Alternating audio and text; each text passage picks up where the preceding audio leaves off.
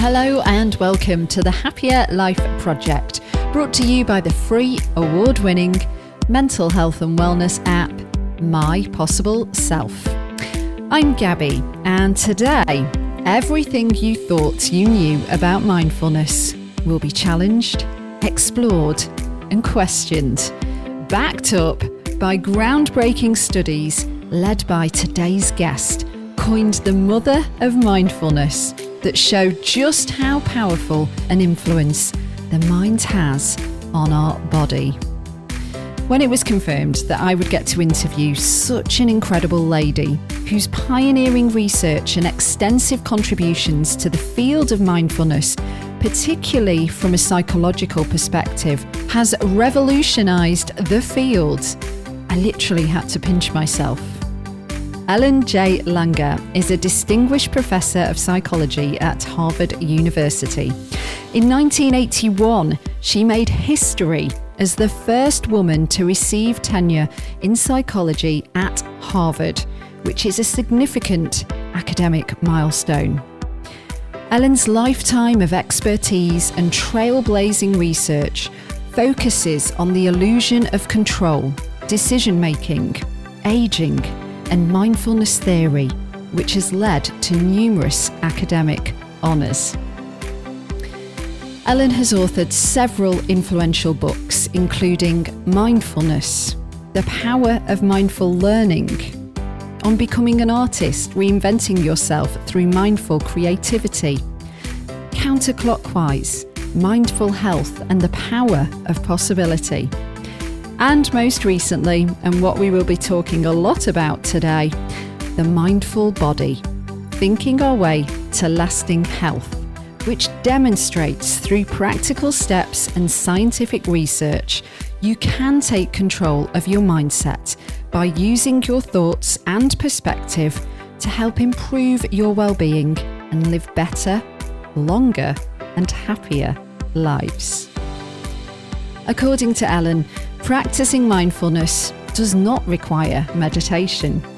And by being more present and not living mindlessly, which most of us do not realise we are doing for most of the time, we can free ourselves from limiting beliefs, negative self-talk, and even heal the body and reverse the clock, which you may think right now seems like a crazy notion, but once you hear Ellen talk and share some of the results of her studies, you will be absolutely blown away, just as I was.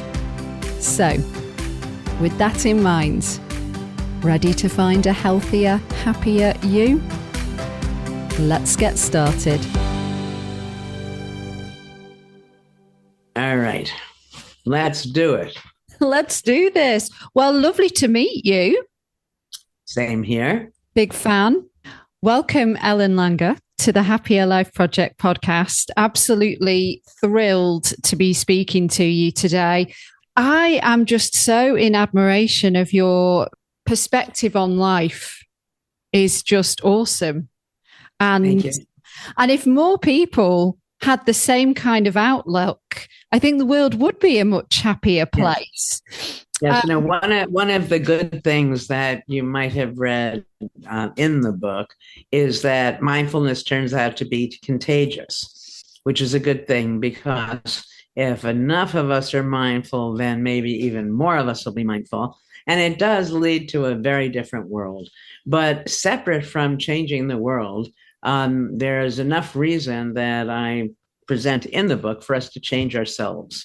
We have an opportunity to be healthy and happy by just changing our minds.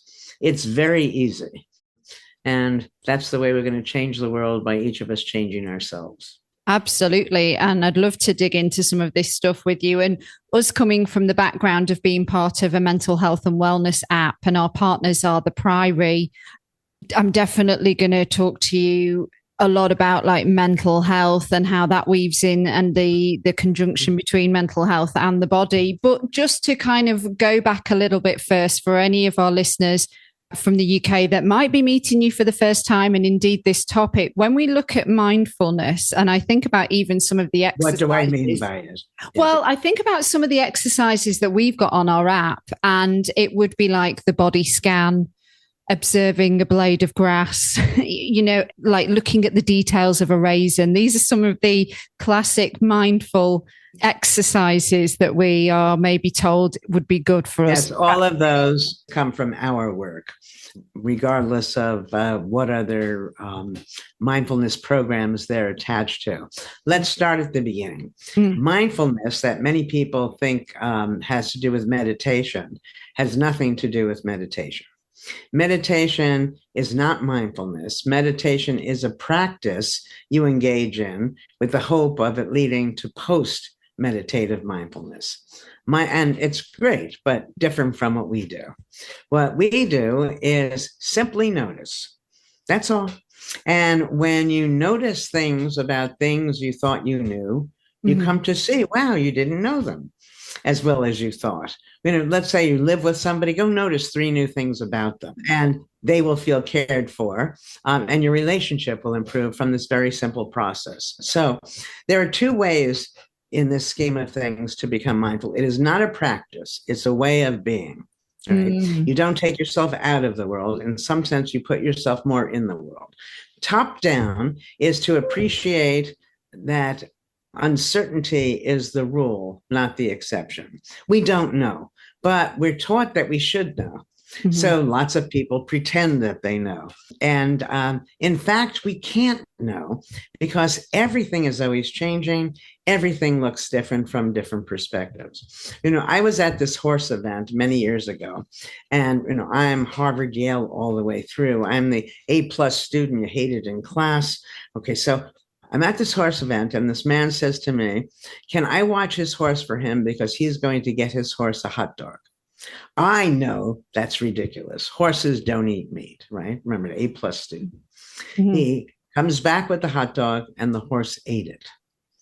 And that's when I realized everything I thought I know could be wrong. Now, many of the things we think we know were derived from science. Science can't give us absolutes. Science can only give us probabilities. So you run a study, and if it's significant, that means if you run it again, you're likely to get the same findings. So, for instance, if I did a study with horses and hot dogs, many horses wouldn't eat the hot dogs. Not all the horses. And of course, it depends on how hungry the horse is, how much grain is mixed in with the hot dog, and so on. These are the subtle variables in our studies. Okay, so science gives us maybes. Somehow our teachers, our parents, magazines translate these maybes to absolutes. So we think we know. So if I asked you a question, Gabby, how much is 1 + 1? This is the one thing everybody thinks they know. How much is 1 + 1? 2. Yeah, but no, it's not always 2. If you're adding 1 pile of laundry plus 1 pile of laundry, 1 + 1 is 1. If you're adding 1 wad of gum, chewing gum, to 1 wad of chewing gum, 1 + 1 is 1.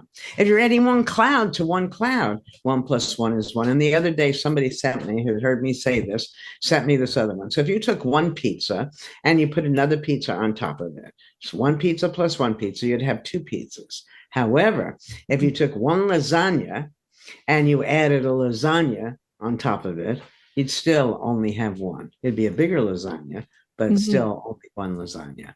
So in the real world, 1 + 1 doesn't equal 2 as or more often as it does.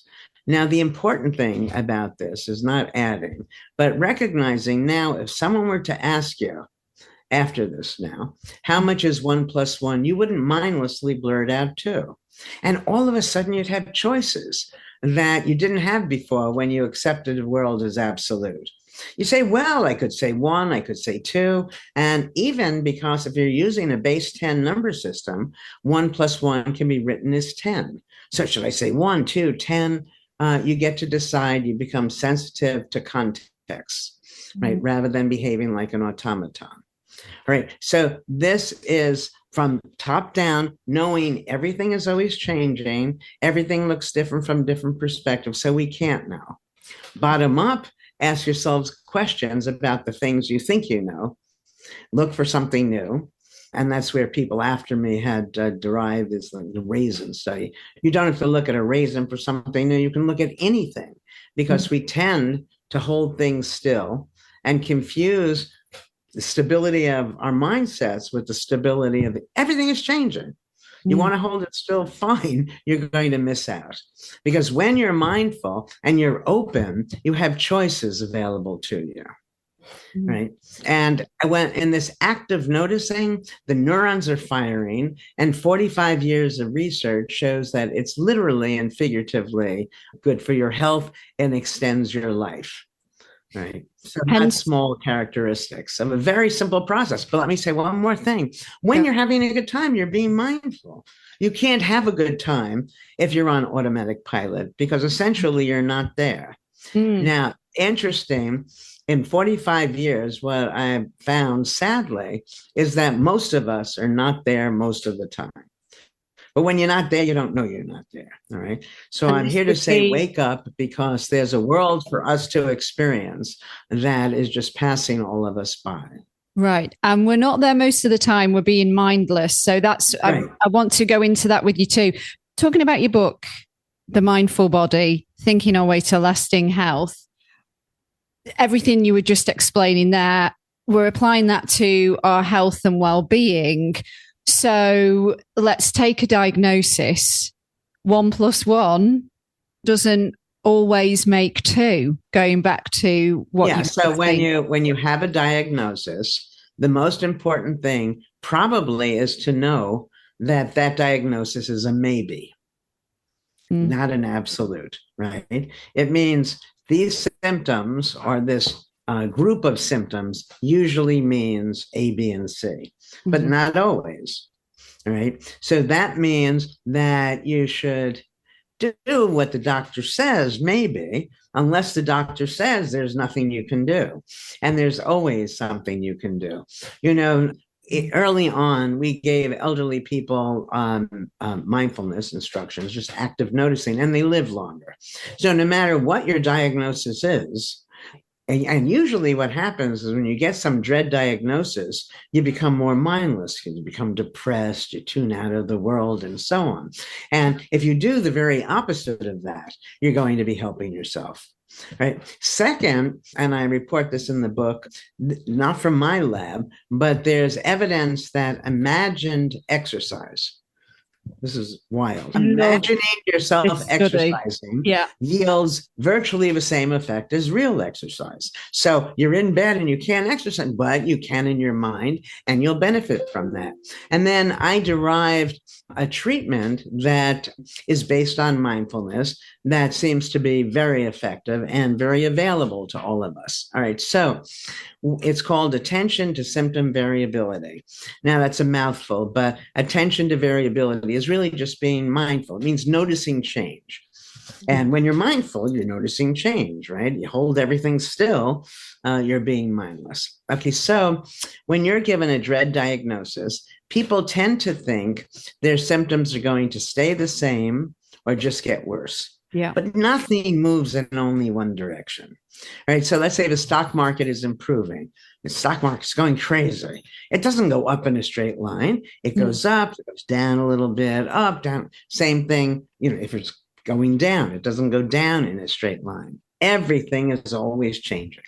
So rather than presume your symptoms are going to be the same, if you get to notice how they're changing, you're going to start a process that's quite remarkable. So let's say I call you and I say, Gabby, how is whatever the symptom is? Is it better or worse than the last time? And then the important question is why? All right. So when you do this, several things happen. The first is that just having something to do, you feel better, because much of the time when we are given diagnoses of chronic illnesses, we just feel overwhelmed, nothing I can do. And that helplessness is not good for our health or our happiness. Right. Second, by noticing that now it's a little better, well, that's exciting because you thought always it's going to just be this terrible, terrible thing. But third, most important, when you start asking, why now is it better or worse than before? That mindful search itself is good for your health. right? Mindfulness, neurons are firing, it's good for your health. Yeah. And you may actually find a reason for why it's better or worse. Now, I believe that if you're looking for a solution, you're more likely to find one. So we call people throughout the week, throughout the day. How is the symptom now? Is it better or worse than before? And why?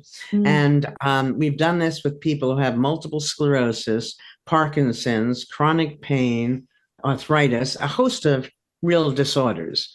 And across the board, we get improvements. Really? Now, this was supposed to be my replacement of the placebo. So think about a placebo. You take this pill that's nothing, and you get better because you believe it's something. So the pill isn't affecting you. What's affecting you is you. So I wanted to find a way to make it so you can exercise that control over your health more directly. Okay, but the way I explain this to you for the research, we're still calling you. But most people have smartphones. Set the smartphone to ring in an hour. When it rings, ask yourself, how is the symptom now? Is it better or worse than before, and why? Then set it to ring in 2 hours and 10 minutes. Just keep varying it across the day, the week, and if you need, the second week. Yeah. Now, the fun thing about this, or a positive thing about this, there's no downside. And you don't have to do this in place of seeking out medical care, but, can easily do it in addition and give the information you're getting to your doctor. So how do you think then if we take like fatigue, because I'm sure this applies to a lot of our listeners who do struggle. Yeah. Okay. So it's interesting. Maybe we should have started at the beginning because I have so many studies in this book. And this book, by the way, was initially going to be a memoir. So I have a lot of very personal and fun stories in it as well. And then it became, whatever it is. One of the things that's very important to the book is the idea of mind-body unity. Mm-hmm. So, in the past, the medical world believed that the mind was totally irrelevant to disease. That I'm sure doctors wanted you to be happy, but the only way you were going to get sick was the introduction of an antigen. Okay. Now people talk about mind-body connection, which is good, but how are they connected? You've got really the same problem. Yeah. How do you get from a thought to the body? And people can't answer. I say, no, this is all the wrong way of approaching this. Let's take the mind and the body and put it back together. They're just words. And let's see it as a single unit. Then wherever you're putting the mind, you're necessarily putting the body. And I have study after study, some of which I assume we'll talk about, where we put the mind in unusual places, and lo and behold, we end up with a different body. And, I believe that some of your listeners probably heard the BBC, The Young Ones, years ago, where they replicated my counterclockwise study. But let me tell you about the study itself. Got that in my notes to make sure we bring up. Carry on. Okay. So what we did was retrofitted a retreat. So it seemed as if it was 20 years earlier. It wasn't quite a Hollywood set because we were on a low budget, but it was pretty good. And then we had these 80, 90-year-old men living there as if they were their younger selves. As if they'd gone back in time 20 years. So everything, right. Just so our listeners really understand, everything, like imagine 20 years ago from now, everything you saw, you smell, everything in the environment was 20 years past. Carry on. Right. But so now we give them things to think about, to talk about, have discussions that are from the past, but they're supposed to talk about it as if it's just happening. All right. So we do everything we can to bring their minds back 20 years. As a result of this, their hearing improved, their vision, their memory, their strength, and they look noticeably younger. It's quite remarkable because to this day, and this was first run in 1979, to this day, I haven't heard old people and 85-year-olds hearing or vision improve without medical intervention, and rarely with medical intervention. Here, we're doing it for ourselves. And that was the first of many studies on this notion of mind-body unity. And how long was that retreat? Was it a week? 5 days, a week or 5 days. Like no time at all, really. Right. So, I mean, the bottom line here is that we have so much control over our health that we're not exercising. It's almost mind-boggling. Now, you asked me about fatigue. Yeah. So fatigue, oddly, surprisingly to your listeners, is really a psychological construct. They're saying, what? No, when I get tired, every bone in my, but remember your mind and body, one thing. So we have people in a sleep lab. They wake up and they see the clock. Unbeknownst to them, the clock is telling them they got 2 hours more sleep than they did, 2 hours fewer, or the amount of sleep that they got. And biological and cognitive functions follow perceived amount of sleep, the amount of sleep you thought you got, not the amount of sleep that you got. This is to me interesting. So I teach Harvard students, they're very smart. And I say to them, how far is it possible to run without keeling over? How far can we push the body before we get so fatigued we can't take another step? They know a marathon is 26 miles. So they start around 28, 29. And then it becomes like an auction. Somebody says 30, someone else 32, 36. Then when somebody dares to say 50, everybody groans. Oh, are you kidding? Yeah. That's insane, right? Then I turn on a video of the Tarahumara, who are a tribe in Copper Canyon, Mexico, who as a rule can run over 200 miles without stopping. So the difference between what people think they can do and what we know they can do, and who's to say that the Tarahumara are running as much as one could run. Fatigue tends to be a belief. You have people, imagine your word processing all day long, right? And your back is killing. You can't wait to get home. And you go home and then you play the piano. Physically, it's the same activity, but contextually, it's something quite different. When you change the context, you often get totally renewed energy. And that's just, one piece of so many of the strange and I think wonderful findings we have that I report in the Mindful Body. Maybe let me just add one more of the mind-body unity test, which is the most recent. So we inflict a wound. It's a minor wound because I'm not a sadist. And even if I were, they wouldn't let me do that research. Okay. But so we give people a minor wound and then we have them in front of a clock. Again, unbeknownst to them, the clock is rigged.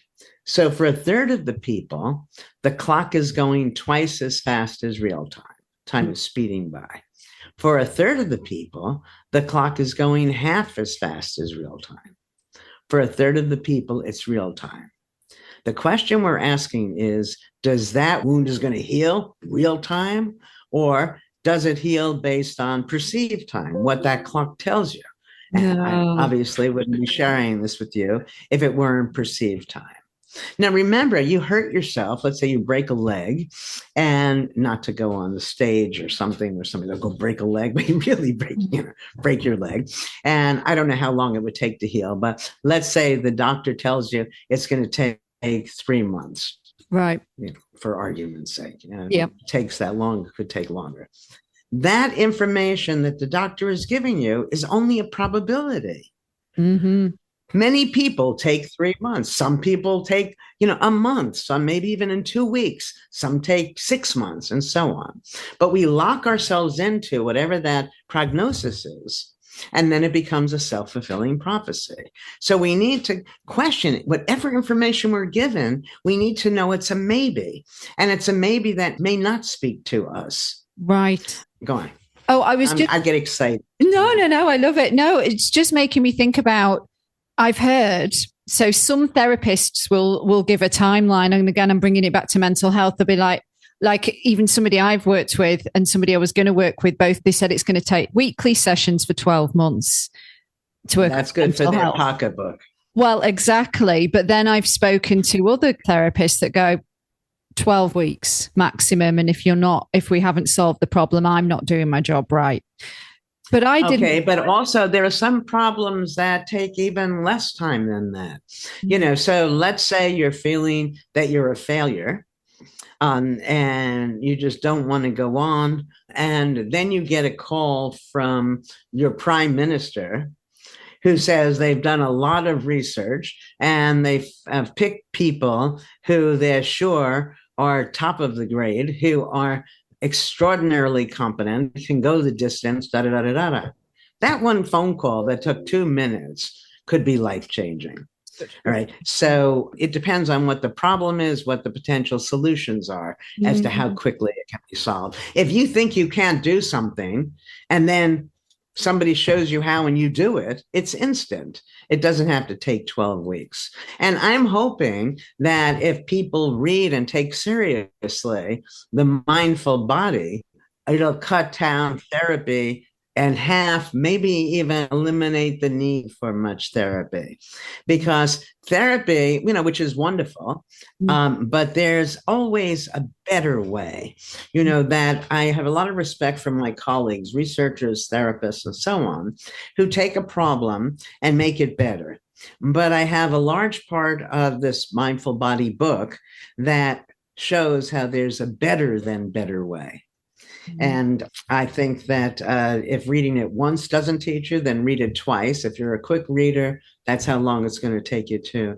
We'll get the audio version as well, and then you can listen back and listen back. Hear it. Twice. Hear it, yeah. Exactly. I just need to share something with you from the guest of last week's podcast, because I think this actually really supports everything that you're saying. We did a podcast on loneliness, and he is a GP in the UK who I think is he was quite humble about it, but I think he's quite rare because he promotes lifestyle medicine, but he works for the NHS, and he's written a book on lifestyle medicine and the importance of finding purpose and loneliness and connections.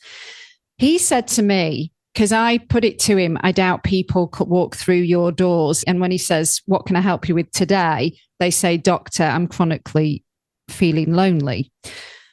And he said they don't, but people come back hundreds of times with physical symptoms that are a direct product once he starts asking him more questions of like loneliness, like chronic inflammation, for example. And in fact, if you are chronically lonely now, there's research showing that it can actually take away up to 30% off your lifespan. Gabby, it's not a surprise because the mind and no, I don't mean it that way. Okay. Yes, you're right. It supports what I'm saying. If we understand the mind and body are one thing, so anything that's wrong with either the mind or the body is going to affect the mind, or it's one. Yeah. If it affects you, it affects you. And and let me give another example of one of these mind-body unity studies that speaks volumes to how much control we have. And also, when you're talking about you want people to be happier, it's easier to be happy if you're healthier.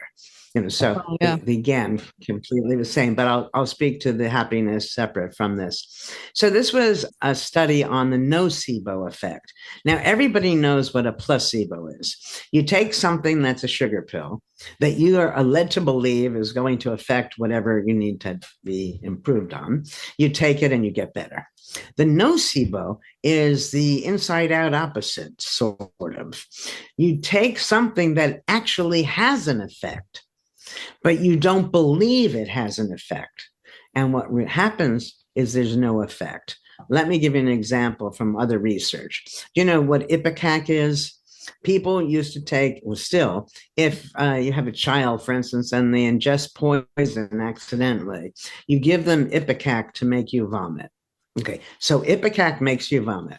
So this researcher, takes people who have problems vomiting. They just keep vomiting. He gives them Ipecac and tells them it will stop their vomiting. Remember, this is medicine to make you vomit. You believe it's going to stop the vomit, and what happens? It stops the vomiting. That is so. So now, lots of people say, "You don't feel happy? Go for a run. Go do something physical." Yeah. So let me tell you about the second study we did in the Mind Body series. So we take chambermaids who are doing lots of exercise. So glad you bring this one up. This was my favorite one of your studies. Carry on. Okay.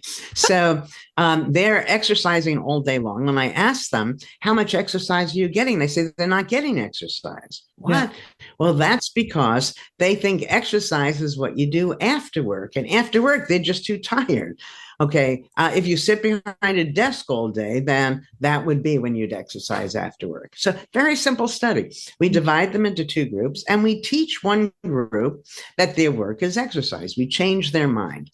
Making a bed is like working on this machine at the gym, dusting is like working on this other machine, and so on. So, we have two groups, one that doesn't know their work is exercise, one that knows their work is exercise. We take many, many measures. They're not eating any differently. One group isn't working any harder than they're basically the same, except for the change of mind. The group that now sees their work as exercise lost weight. There was a change in waist to hip ratio, body mass index, and their blood pressure came down just by changing their mind. Now, the piece that people don't understand or don't really think about with this, because it's remarkable, my gosh, is that their exercise is not helping them unless they think their exercise is helping them. All right. Our thoughts are so powerful, and we simply are not aware of it and not able to exercise the control over our health and well-being. So there's other data that I report by other people where if you imagine, I mentioned this already, you imagine doing exercise, right? It's almost the same thing as actually doing the exercise. So you could imagine yourself to get biceps. Yes. Yeah. That's right. Not my lab, but that's what the data from several of the labs is telling us. And remarkable. I think that just paying attention to even the few studies we've talked about now, and there's so many more that I report in the Mindful Body, people should, sit up and say, my goodness, I can control all of these things, because fatigue is largely a psychological construct. Weight loss follows from a change of mind. And, one of the things that interferes, I think, with people's happiness and well-being is stress. Yeah. And again, people need to understand that stress is psychological. Events don't cause stress. What causes stress are the views you take of events. If you open up that view and understand it more mindfully and see all the different things that it could be and the way it's actually an advantage and so on, the stress will dissipate. It's very hard for people to understand events aren't good or bad. We make them good or bad. So let's say we're having this nice conversation, at least I'm enjoying it, Gabby, and all of a sudden my internet goes out. It's, oh my gosh, good, I'll go and I'll have breakfast. Which will be fine. That I think, I tell this to my friends that many of them put it on their refrigerators, the one-liner. I have many of these. This is, ask yourself, is it a tragedy or an inconvenience? It's almost always just an inconvenience. It's not a tragedy. And so then you can breathe more easily. But the important thing is that stress, I think, is the major cause of disease. Stress is the major cause of unhappiness, and stress is under our control, is a function of our mindlessness. Well, I think we do need to clarify as well, mindlessness. I'm really curious on your thoughts on fertility with women, just going back to how powerful our thoughts are. And I guess I'm bringing my personal experience into it, not having had children, but I froze some eggs. But I didn't have the money to do it which was the recommended time. And the doctors treated me, even though I was paying them, like it was, what's the point? What's the point? It was very much like, well, you're not in the age demographic, of like mid-30s, therefore, and then they followed it up by saying you should probably do it a few times. And I'm like, I don't just have access to all this additional money. Like, can we just focus on what I can do? Well, we were going to study infertility at one time. What happens in my lab is we have so many ideas. I trip over them. I have so many ideas. We can't get them all done. And I wish we had done this study on what I've called attention to symptom variability.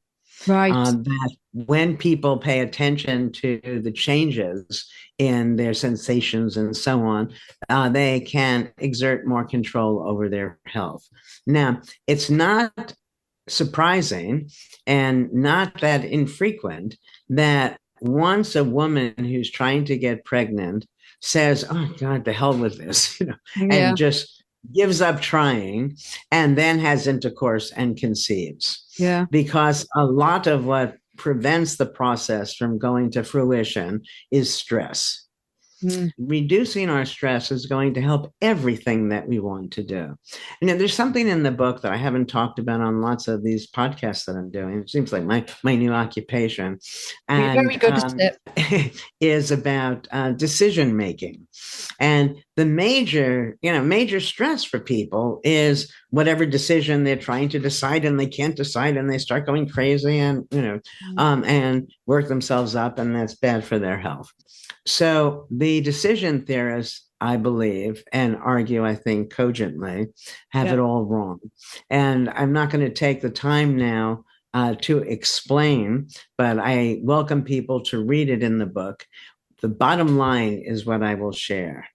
Rather than waste your time trying to make the right decision, you can almost randomly choose, but make the decision right. Just pick an outcome and then go with it and make it work for you. Basically, when you can't make a decision, it's because the choices are psychologically the same. If I say to you, do you want A or B? How are you going to make a sensible decision? You don't know anything about either one of them. Right. Then if you gather information and you find out A is $100 and B is $10,000, there's no decision process. Yeah. It follows mechanically. You're going to choose B. All right. Now, the main part of this, so I had graduate class in decision making, and I said to them, all right, I want you to spend the week, do not make any decisions. Just randomly choose. You can have a little rule that the first alternative is the one you're going to take. You can flip a coin, roll dice, whatever you want to do. Just do not engage in a whole elaborate calculation. So they spend the week and they come back. So how was it? Oh, it was a wonderful week. It was a stress-free week. That you see, you can never assess which decision would have been better because you make a decision to take an action. As soon as you take the action, you can't try the alternative. Should I have this sandwich or this sandwich? Should I have this sandwich? And then you say, well, the other one would have been better. You try the other one, but now you're full. You're not as hungry. Yeah. Right. Should I go to Harvard or Yale? Oh, so I'll go to Harvard. I don't like it. So now I want to go to Yale, but you're not the same age. You've already had that first semester experience. You can never assess whether the decision is right or wrong. And remember, whether something feels good, is right or wrong, all depends on the way you frame it. There's a lot of information for people to digest. I think the main takeaway should be we have enormous control over our feelings, over our health that we haven't been tapping into. Yeah. And I'll tell you that there's so much where people think they're doing the right thing because it's better than, we'll say, the wrong thing, but it's not nearly as good as it could get. So let me give you an example. People, I was asked to give this sermon in one of the Harvard churches many, many years ago. Now, I'm not religious, and whatever religion I have is I'm Jewish, so I don't spend time typically in churches, but I say yes because I say yes to everything. So, okay, what am I going to talk about? I have no idea. Then I think, well, maybe I'll talk about forgiveness. It's not religion, but it's religion. I could get away with it. I was shocked, Gabby, after I did a deep dive in my head about forgiveness. This is what I came up with. If you ask 10 people, is forgiveness good or bad? What are they going to tell you? It's good, right? Yeah. Mm-hmm. If you ask 10 people, is blame good or bad? What are they going to tell you? Blame is bad, right? Yeah. But you can't forgive unless you blame. That's interesting. Our forgivers are our blamers. Gets even worse.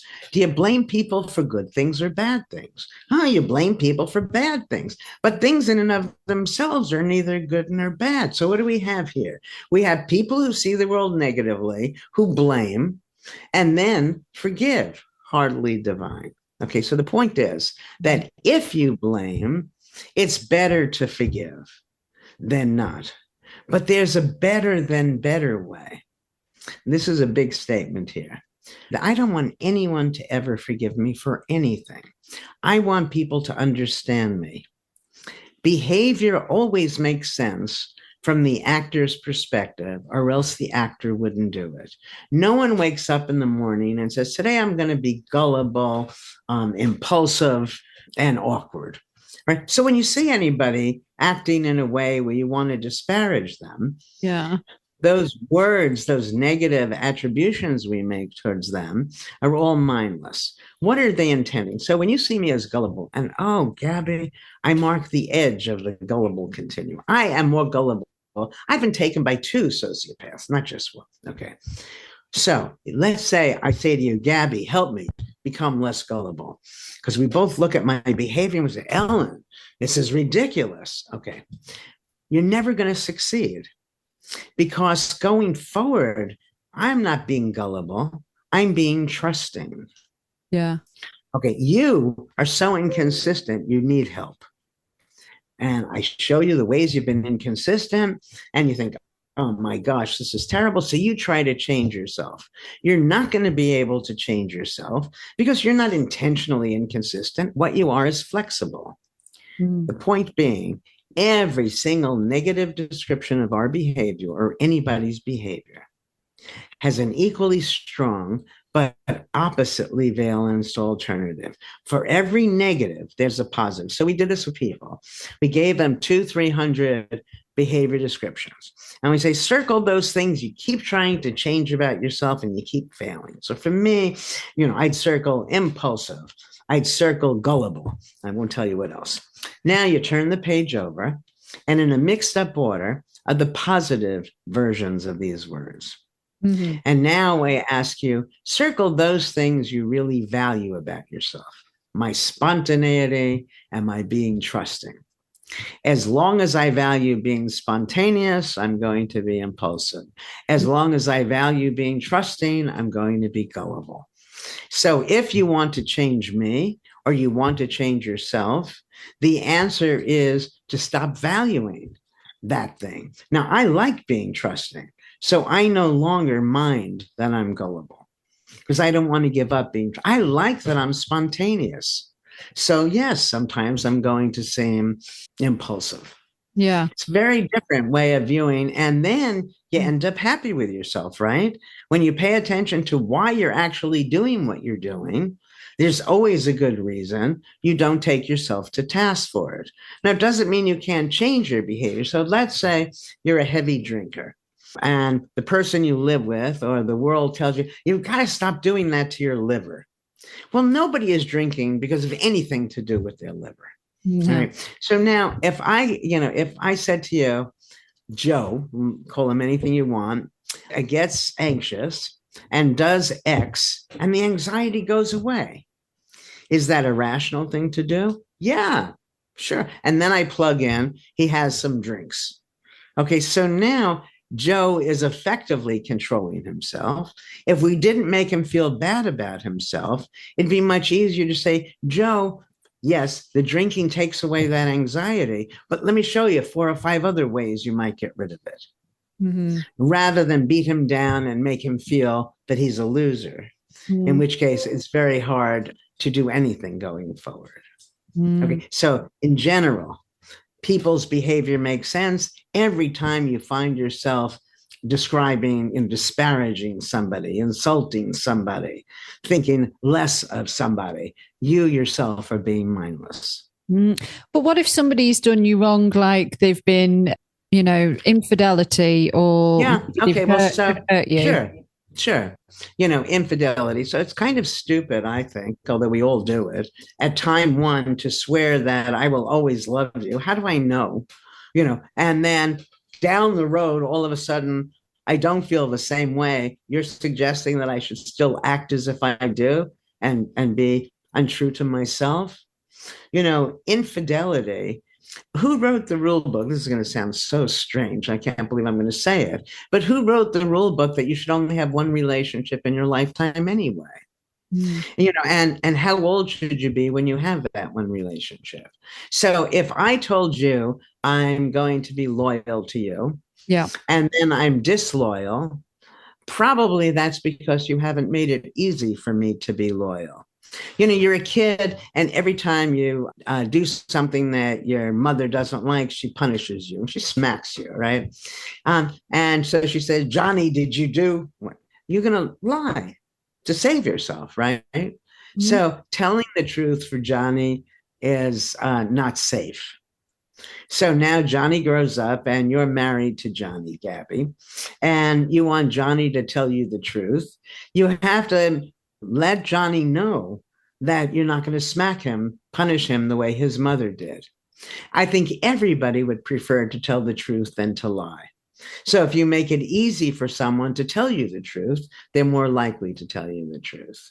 A lot of the so-called infidelity, it's heavy. It's loaded with all sorts of beliefs about how life should be. But let's say I'm not happy.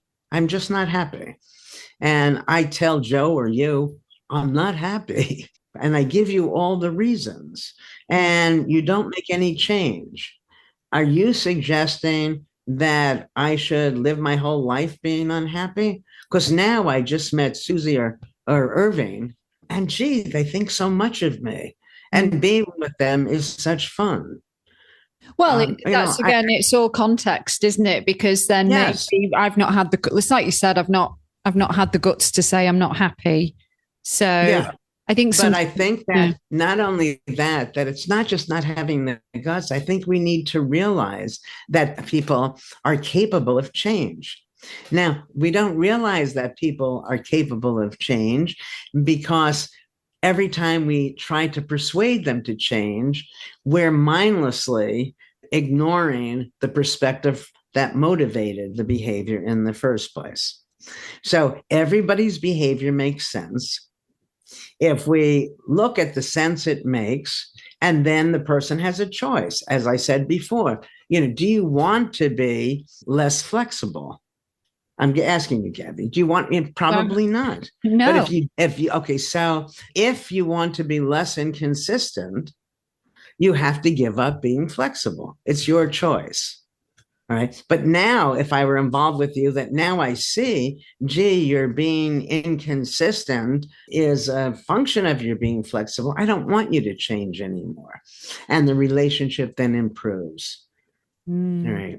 When you see somebody in a negative light, you communicate that to them. There's probably little else that's as bad for a relationship. Once you recognize that we're not really quite as different as we tend to think. If you felt what I felt, you would do what I do. If you and I have our hand on a radiator and it gets hot and I quickly take my hand up, you're not more courageous than I am. If your hand hurt the way my hand hurt, you'd also remove your hand from the radiator. Now, there's a lot underneath all of this, and we don't have time to unpack it. But let me tell you where this life leads to when you do all that unpacking, is that we come to recognize that all of us are valuable. All of us have talents. And the idea of seeing any of us as better than any other of us is the mistake. Everybody knows something, and everybody doesn't know something. Everybody can do something, and everybody can't do other things. And that we tend to evaluate people as you either have it, and then the presumption is you have everything, everything. Once I received that Genius Award, I'm telling you, every time I make a mistake, people say, "You're a genius." There's an assumption, a halo effect.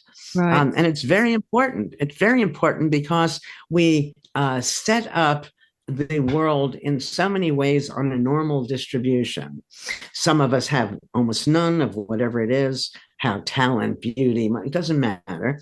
Most of us have a middle amount, and then you have the real winners at the end. And I take this apart in the book as well and say, well, who decided what the criteria should be in the first place? Yeah. I'd love to just squeeze in something about mindlessness, because we've touched on it a couple of times. You say every limit you place on yourself is a result of your mindlessness. And Yes. you also talk a lot So about our mind, when I'm mindless most of the time. So I'd love you to go into we that. are. Okay. So when you're mindless, you're letting the past dictate the present. You're buying into absolutes. 1 and 1 is 2. Horses don't eat meat. Joe shouldn't have any extramarital affairs, whatever it is, without paying attention to the current situation. You're not in the present. When you're mindful, you're paying no attention to context, perspective.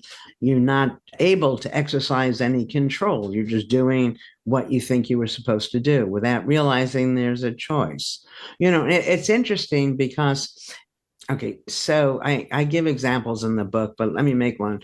So when I started to lecture, I was young and I would walk into the room, and when they had the stage here and the audience far away, it made me nervous. So I moved the chairs to make a smaller difference between me and them, right? Yeah. Now, and then it would go just fine. I doubt that most people think to do this. They just accept whatever is. Whereas if you said to them, could you move the chairs so they're closer to you? I think everybody would say yes.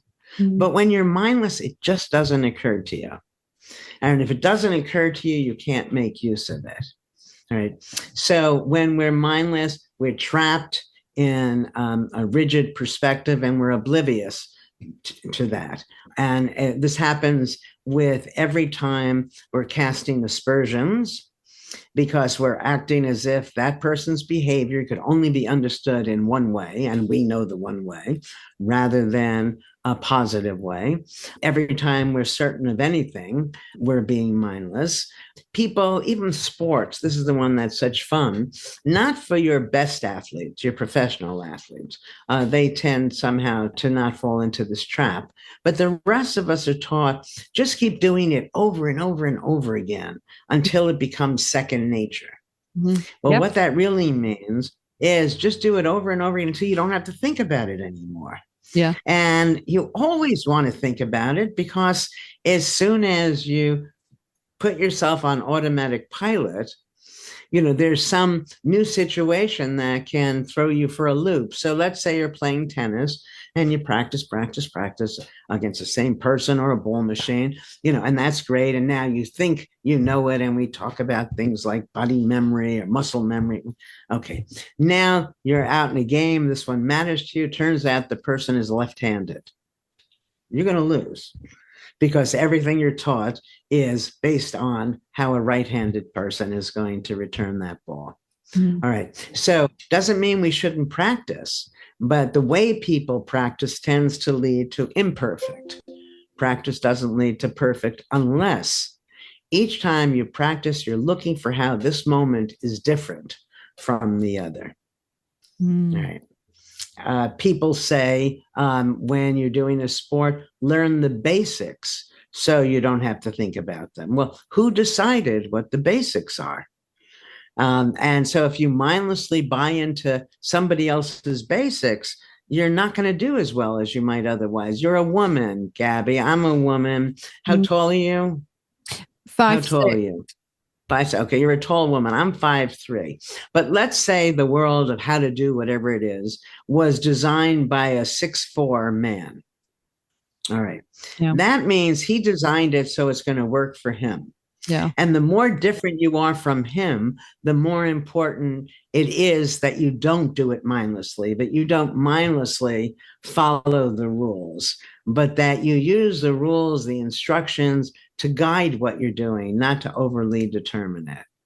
Right. So when we're mindless, rules and routines determine what we're doing, even if they no longer make any sense. When we're mindful, we're present to know how to subtly move things around.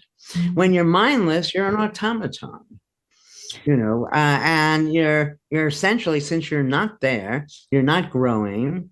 I think when you're mindful, the neurons are firing. When they're not firing, you're dying. And more important at the moment is that you're not having a good time. You can't be mindless and have a good time. So how do we become more awake then? Because I think many sleepwalk for a lot of their life, and I'm not blaming again. I'm guilty of it myself. Like, is it just being more aware? Well, people say stop and smell the roses or be in the present, and all that's sweet, but it's mindless. Because again, when you're not there to know you're not there, so you can't correct it. Yeah. But there are things that we can do. Going forward, anything you learn mindfully. What does that mean? Learn it conditionally. Maybe it would seem that kind of, not this absolute. All right. That every time you find yourself belittling somebody, recognize that it's your mindlessness that's leading to that. Anytime you're stressed, you're being mindless. Events don't cause stress. It's your view of the event that causes stress. You change your view, you'll diminish or eliminate the stress. When something doesn't work for you, it's typically you're doing it in a single way. Vary the ways you're doing it. Everything can be done in multiple ways. You're disappointed because you didn't get X. Whatever the X is, all of that is made up. We talk ourselves into these needs and wants. Now, people don't realize, this is a big one, that emotions are choices. That emotions follow from our understanding of the situation. So let's say you meet somebody and you see him as a snob. So you feel bad, right? Because you feel belittled. Yeah. But you could have just as easily seen him as shy. Yeah. They're going to look the same. And if they're shy, then you might go over and try to, begin a friendship and be caring and so on. And a friendship might evolve regardless of whether he was shy or a snob to begin with. All right. So our feelings follow from our views. And when you're mindless, you don't have a choice of views.